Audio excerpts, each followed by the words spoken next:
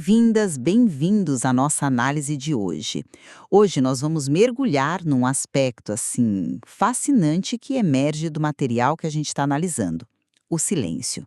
Mas veja bem, não como ausência, e sim como uma forma potente de linguagem reveladora. Especificamente, a gente vai examinar isso na transição que é crucial, né? Entre as narrativas do Antigo e do Novo Testamento. A questão central que vai guiar nossa troca de ideias é: qual é a verdadeira natureza e o impacto do silêncio divino exemplificado ali pelo mutismo imposto a Zacarias, o pai de João Batista? Foi um sinal forte ou podemos realmente considerá-lo um ato divino definidor, um marco que reconfigura eras teológicas? Essa análise, claro, se baseia nas interpretações de passagens como Lucas 1 e Apocalipse 20, conforme apresentadas no material aqui diante de nós. Eu vou defender a perspectiva de que o silêncio de Zacarias funciona, sim, como um marco literal e ativo, o ponto final de uma era sacerdotal específica e o verdadeiro estopim do período de transição revelacional. Eu, por outro lado, vou argumentar que, embora seja sem dúvida muito significativo, o silêncio de Zacarias deve ser compreendido como um poderoso sinal, mas inserido numa transição mais ampla, mais complexa. Vou questionar essa ideia de designá-lo como o único gatilho literal para as mudanças apocalípticas tão profundas descritas no nosso material de estudo. Certo. Bom, a perspectiva que eu apresento, e ela está fundamentada no que o material chama de teologia de impacto, que é uma linha de interpretação que vê eventos históricos como gatilhos apocalípticos diretos. Ela encara o silêncio imposto a Zacarias lá em Lucas 1, não simplesmente como uma punição pela dúvida dele, né? Mas como um evento apocalíptico definidor, um ato divino carregado de significado transformador. Este silêncio, segundo essa leitura, marca literalmente o fim do ciclo sacerdotal levítico herodiano de 1000 anos.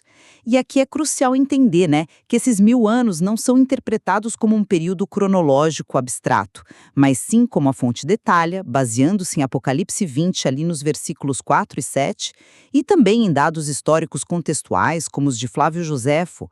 Eles se referem aos cerca de 1000 sacerdotes consagrados ou talvez aos ciclos de serviço sob a influência herodiana. Um ciclo que se encerra precisamente com o silenciamento de Zacarias. Trata-se do encerramento formal daquilo que a fonte chama de sacerdócio da letra, aquele mais focado no ritualismo externo do templo e o ponto de partida para o sacerdócio do espírito, mais interiorizado. Este momento singular, então, constituiria o verdadeiro interbíblico revelacional, uma transição de revelação divina ativa, sabe? Em contraste com aquela ideia tradicional de um hiato cronológico passivo de 400 anos. Portanto, o silêncio de Zacarias emerge como uma intervenção divina proativa, com consequências históricas concretas, e que realinha a cronologia apocalíptica com eventos subsequentes, como a manifestação de João Batista e Jesus, que Apocalipse 20, versículos 5 e 6, parece aludir como a primeira ressurreição espiritual ou ministerial. Eu reconheço, claro, a profundidade e o inegável poder comunicativo do silêncio nas Escrituras. O mutismo de Zacarias é, sem sombra de dúvida, um episódio carregado de significado. Um sinal divino potente, sim. No entanto, a minha abordagem diverge um pouco quanto à sua função e, principalmente, ao seu alcance. Eu questiono a interpretação que o eleva à condição de único e literal evento deflagrador de toda essa complexa cronologia apocalíptica descrita. Particularmente, essa ideia de que ele marca o fim exato dos 1000 anos de Apocalipse 20. Essa conexão, é verdade, ela é apresentada de forma robusta e internamente consistente dentro dessa teologia de impacto do material. Exato. Mas ela depende intrinsecamente de aceitarmos uma leitura muito específica, que os 1000 anos apocalípticos correspondem diretamente a esses 1000 sacerdotes ou ciclos herodianos. E, também, que Herodes seria a figura daquele anjo que prende Satanás lá em Apocalipse 21 a 2. Por mais coesa que essa interpretação pareça no texto que a gente analisa, ela continua sendo, bem, uma interpretação, né? Não é um fato universalmente aceito. Eu sugiro que a transição entre essas eras teológicas pode ser, na verdade, mais orgânica, mais multifacetada. O silêncio de Zacarias seria, nesse cenário, um sinal crucial, talvez o mais dramático, sim, mas inserido num processo de mudança mais amplo, ao invés de funcionar como o interruptor singular que, de repente, dispara toda a sequência. Olha, o próprio material que temos em mãos admite, em alguns pontos, a escassez de fontes externas independentes para corroborar certas conexões históricas específicas. Recomenda uma dose de cautela, né? Antes de atribuirmos um peso cronológico e causal tão definitivo, e diria até exclusivo, a este evento isolado, por mais teologicamente denso que ele seja. Eu entendo a lógica da cautela, sim, mas a minha leitura do material me leva a outra direção, sobre a natureza desse silêncio específico. Eu argumento que o silêncio de Zacarias não é um evento passivo, sabe? Não é uma mera ausência de som. Pelo contrário, é um ato divino que desmantela ativamente a antiga ordem sacerdotal que estava vigente. A passagem de Lucas 1, quando a gente interpreta através da lente da estrutura de Apocalipse 20, proposta pela teologia de impacto, o posiciona como o evento que efetivamente encerra o domínio funcional do sacerdócio levítico herodiano.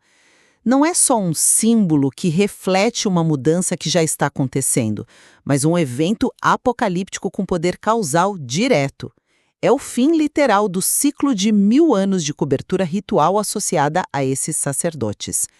O silêncio imposto por Deus a Zacarias e ocorrendo significativamente dentro do templo corta a linhagem funcional do sacerdócio da letra. Comunicação divina usual daquela ordem, ela é interrompida na sua fonte.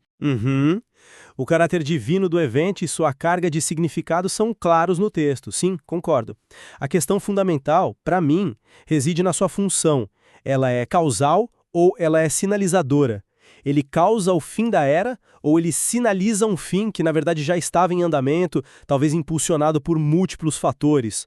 O próprio material, como você mencionou, faz referência à corrupção sacerdotal, à política da época, à iminente chegada de figuras transformadoras como João Batista e o próprio Jesus.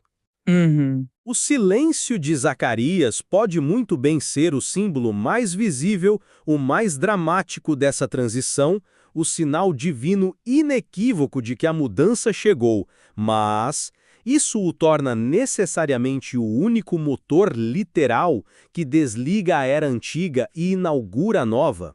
Atribuir toda a causalidade apocalíptica a esse único evento me parece talvez simplificar uma dinâmica histórica e espiritual que muito provavelmente era bem mais complexa e envolvia diversos elementos convergindo ao mesmo tempo.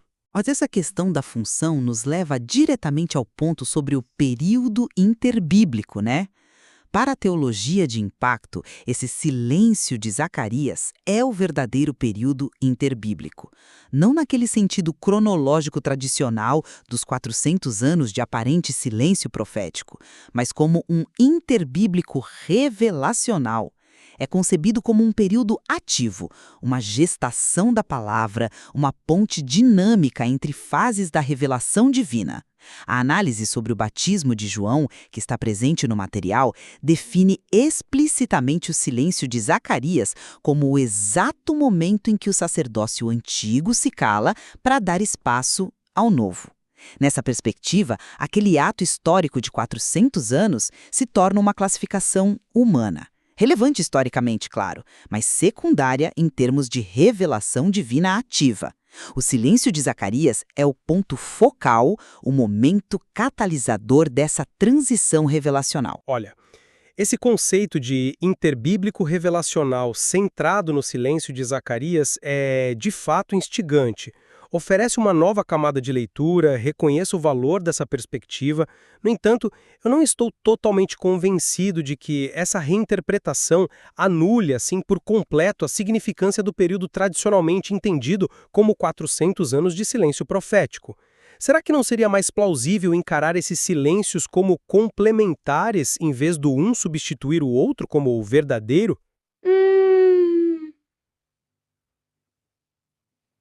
Complementar como? Talvez ambos, o longo silêncio que preparou o cenário histórico e espiritual para a vinda do Messias, e o curto e intenso silêncio de Zacarias, que marca o momento imediato da transição sacerdotal, talvez ambos componham a complexa tapeçaria dessa mudança de eras. Redefinir o termo interbíblico baseando-se exclusivamente no evento de Zacarias, por mais potente que seja simbolicamente, corre o risco de ser uma simplificação da maneira como a revelação divina pode ter se desdobrado ao longo do tempo. Por que não ver uma preparação longa seguida por um marco agudo, sabe? Compreendo a busca por uma visão mais integrada. Mas a força da interpretação da teologia de impacto reside justamente na sua alegada conexão precisa com a linha do tempo apocalíptica apresentada no material. Eu retorno à ligação direta e literal que é proposta. O silêncio imposto a Zacarias, interpretado como cumprimento de Apocalipse 24, o fim do reinado daqueles que viveram e reinaram com Cristo, aqui entendidos como sacerdotes fiéis dentro do sistema, coincide com o fim dos 1000 anos do domínio sacerdotal herodiano, ligado a Apocalipse 22, 7, e a subsequente soltura de Satanás, que essa leitura associa à intensificação da corrupção e da oposição que culminam na morte de João e Jesus. A precisão, segundo a fonte, estaria na contagem desses 1000 sacerdotes ou ciclos anuais de serviço, um número que encontra algum eco, por exemplo, em Flávio Josefo ao mencionar 1000 sacerdotes treinados para a reconstrução do templo. O silêncio de Zacarias, então, não seria apenas um símbolo, mas o marco zero cronológico desse fim de ciclo apocalíptico específico. Peço desculpas, mas eu continuo cético quanto a essa conexão ser tão direta e exclusivamente literal como apresentada. Ela depende totalmente da aceitação de premissas interpretativas que são bastante específicas e, eu diria, não consensuais. Primeiro, que os 1000 anos de Apocalipse 20 se referem exatamente a esses 1000 sacerdotes ou ciclos herodianos e não, por exemplo, a um período simbólico de completude ou a outro referente histórico. Segundo, a identificação do anjo de Apocalipse 21, aquele que prende Satanás, com a figura de Herodes o Grande. Embora o material apresente essa construção de forma internamente lógica, são passos interpretativos bem significativos. Certo, mas a lógica interna é forte. Sim, mas fundamentar um ponto cronológico apocalíptico tão crucial, o fim exato dos 1000 anos e a consequente soltura de Satanás, exclusivamente no mutismo de uma pessoa, mesmo sendo ele o pai do precursor de Jesus, me parece uma base um tanto quanto frágil. Porque outros eventos contemporâneos de enorme magnitude, como o próprio nascimento de João Batista, ou mais ainda, o nascimento de Jesus, não poderiam igualmente marcar esse fim de era, talvez de forma até mais substancial. A interpretação parece colocar um peso teológico e cronológico desproporcional sobre os lábios selados de Zacarias, por mais significativo que seu silêncio tenha sido, sem dúvida. Mas essa objeção talvez subestime como o silêncio, nesse contexto específico que o material delineia, funciona como linguagem reveladora em si. O ponto que eu enfatizo é que o silêncio aqui não é apenas ausência, mas uma quebra ativa com o passado. É o desmantelamento do sacerdócio da letra, que dependia intrinsecamente da palavra falada, da leitura da lei, das bênçãos pronunciadas, do ritual externo audível. Esse mutismo, imposto por uma intervenção divina direta no coração do sistema, o templo, ele cria um vácuo necessário, um espaço simbólico e funcional para o advento do sacerdócio do Espírito.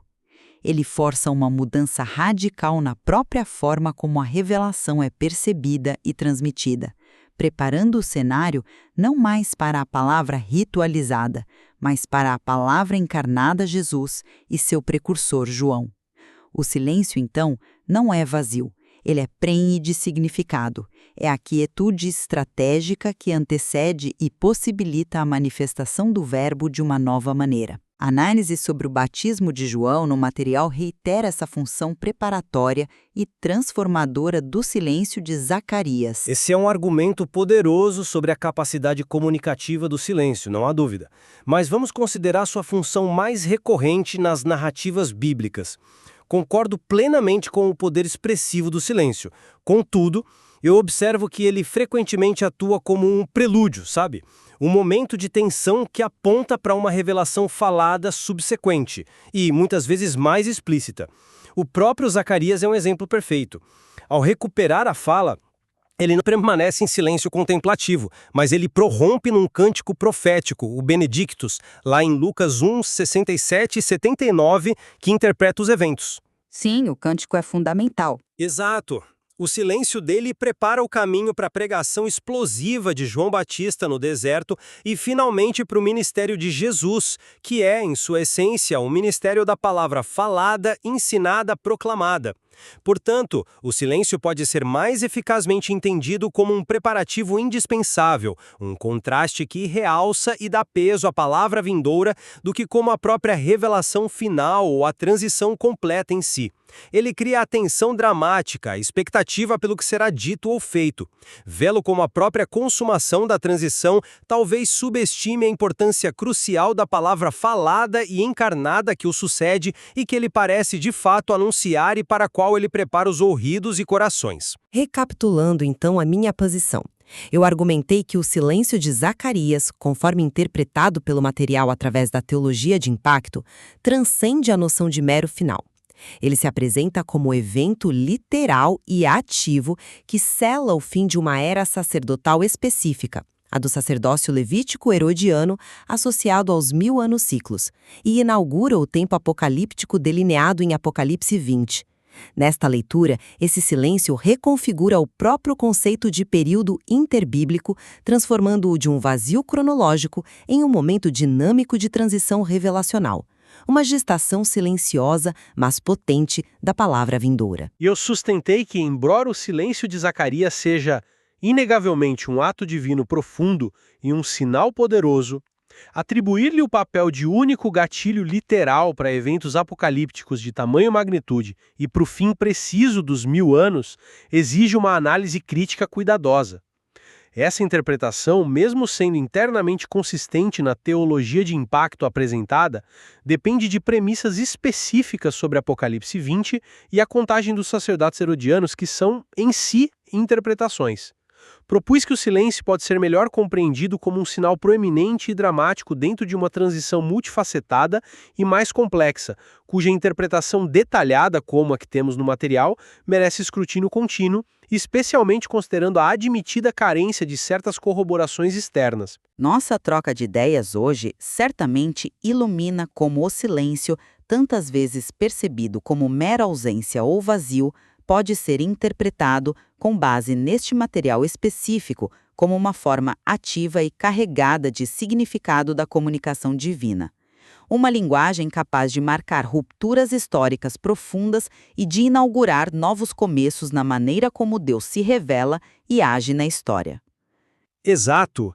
E fica o convite para continuarmos a explorar as nuances de como o silêncio opera em outras passagens relevantes do material que analisamos e quais as implicações dessas diferentes leituras para o nosso entendimento mais amplo da natureza da revelação, da complexa interação entre o divino e o histórico e da própria arquitetura da narrativa sagrada. Há, sem dúvida, muitas outras camadas de significado a serem desvendadas nesse diálogo entre a palavra e o silêncio.